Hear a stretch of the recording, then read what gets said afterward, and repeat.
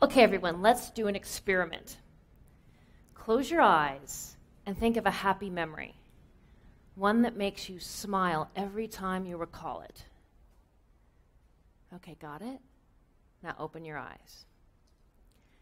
Now, when you searched your memory banks, were the events of your life a linear progression of everything from birth until right now? No, of course not. What you recalled were moments. And when I asked you to think of a happy one, a particular moment just popped into your head. I bet you didn't even have to think about it. It's just there, and you feel happy. And you know what? That feeling of happiness doesn't come from the actual moment, but instead how we decide to react to the moment. That's called our emotional response. We decide how to react. We decide what to feel. You decided, consciously or unconsciously, that the moment you remembered right now is a happy one. So what does this tell us? It's not the moments that define us, but our choices and our reactions that make us who we are. And in those choices resides our biggest potential, and it's called responsibility. And my story today is a story of responsibility. I'm a survivor of child sexual abuse. I'm 15 years old, and my high school choir director is sexually abusing me. The abuse lasts 2 years until I become too old and he moves on to one of my friends. But before the abuse even starts, I'm very carefully groomed. And grooming is how a child sex predator weeds out the strong kids with high self-esteem, because a predator doesn't want those kids. Instead, a predator targets the weaker ones, like me, a sad kid, a kid who needs love. Predators use manipulation, flattery, attention, gifts, and time to fill the holes in a child's weak and suffering self-esteem. And let's face it, my self-esteem has a lot of holes. I already have a history of depression, and I've been hospitalized for being suicidal. I crave time with an adult who will listen to me and validate me. I want a mentor. I need love. But I do not need, crave, or want sexual abuse.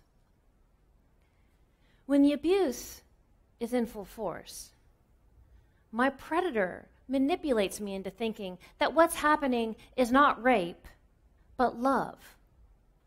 And he does this to isolate me from my friends and family and make himself the center of my world. That's how a child sex predator creates a compliant victim. A victim who's too scared to say no. A victim who's too scared to fight back. A victim who's too scared to leave. And a victim who then becomes too scared to report. By the time the abuse is over, I'm wounded and I'm scarred.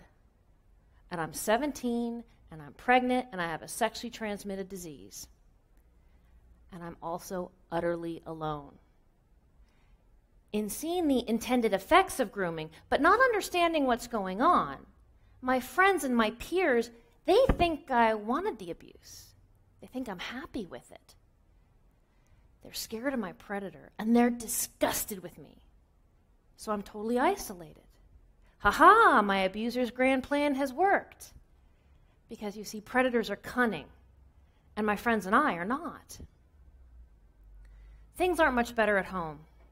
My parents are old school, and my mother's nuts. So when they find out about what's going on, it's very easy for them to point the fingers of blame at me. They tell me I should have known better. So without intervention and without support, my emotional development comes to a crashing halt. All I know how to be is a victim. And as time progresses after the abuse, I find myself more and more in victim-like situations. I get into bad relationships. I'm self-destructive. I hurt people who love me because, you know, the old adage is true. Hurt people hurt people. I sabotage every chance of success I have. You see, I want to hurt because pain is a feeling I understand. Pain is my friend because you know what? Pain will never abandon me. But I hate myself for it. Ugh. You know, by this time, I'm a college grad. I was a straight-A student. You know, I'm supposed to be conquering the world, not conquering myself. But the years go on, and I still live like a victim. Then one day, I have this moment of clarity. And because I'm so steeped in self-loathing, moments of clarity are few and far between. And I realize that I'm dangling from this precipice of my own creation. And all I need to do is let go, and I will crash, and it'll all be over. How the hell did I end up here? My abuser didn't force me here. My parents didn't force me here at the point of a gun. My high school friends and peers, they didn't, force me here with torches and pitchforks. I put me here by remaining a victim. And that day, I realized I have a real choice here. I can live or I can die. I can take responsibility and I can heal, or I can remain a victim, and soon I'll be pushing up daisies. So, in that moment, I decide, you know what? I'm going to do something that's totally against how I have existed for the past 10, 12 years.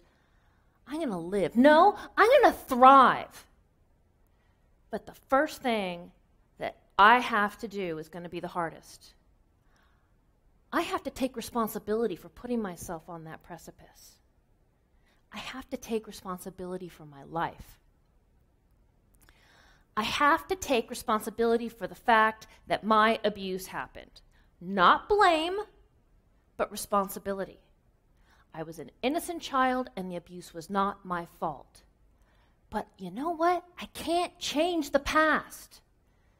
So I have to make peace with it. And the only person who can do that for me is me. I have to take responsibility for the fact that, you know what? My parents, they weren't perfect. But you know what? I turned out okay. They did a good job.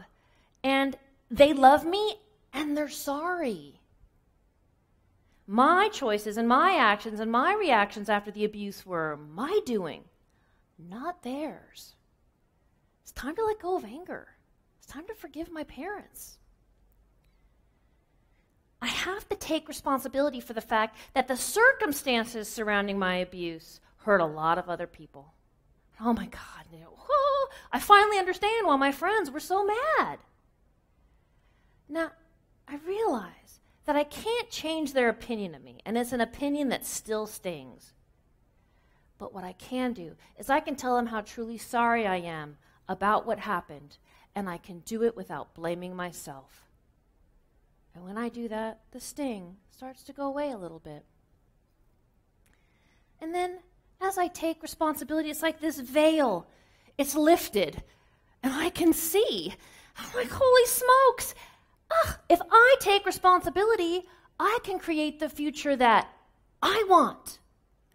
I can create my potential. I can create a world full of happiness and joy and engagement and connection.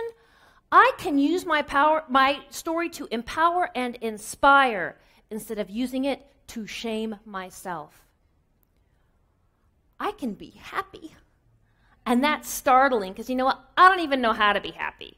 But I was a straight A student, so I'm going to buy a book on how to be happy.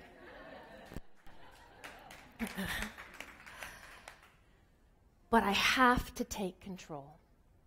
I have to stop letting other ideas and people and events trigger me into depression or anger or defensiveness.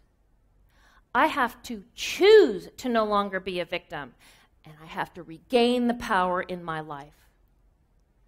And then another light bulb goes off. Ding! Oh, I take the power back in my life. I can hold people accountable for what they did to me. And I can stand on equal footing when I do it. I can hold my abuser accountable, and I can hold the people who covered up for him accountable.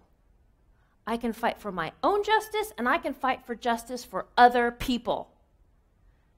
And in that moment, when I took responsibility, my world transformed. And I haven't stopped smiling since. And you know what? It's no different for any of you. Now, you're sitting here saying, Joelle, it's almost break time. I got to go to the bathroom. And I wasn't sexually abused. It's not going to work. Think about it. Think about the anger we all carry and the resentment towards things that happened in those moments. The times we were hurt, the times we failed, the times we made really bad decisions, even when the decisions were not our fault. How many times have we looked back and blamed our parents for our bad reactions and our bad decisions? How many times have we blamed our bosses or our employers for the times we made crappy career choices? How many times have we said, oh, I can't. They'll never love me. I'll never get that job. I'm alone. I'm marginalized. The man is keeping me down. You don't have to be that person. You don't want to be that person. You can blossom and thrive when you take responsibility for your actions and reactions, and you can let go of the negative self-talk and the triggers and the self-destructive behaviors. The only person who can empower you is you. But if you don't take responsibility, the power within you will die. And think about it. You can do anything when you take responsibility. Go run that 5K. Start a business. If the holidays upset you, invent new holiday traditions. Shocking.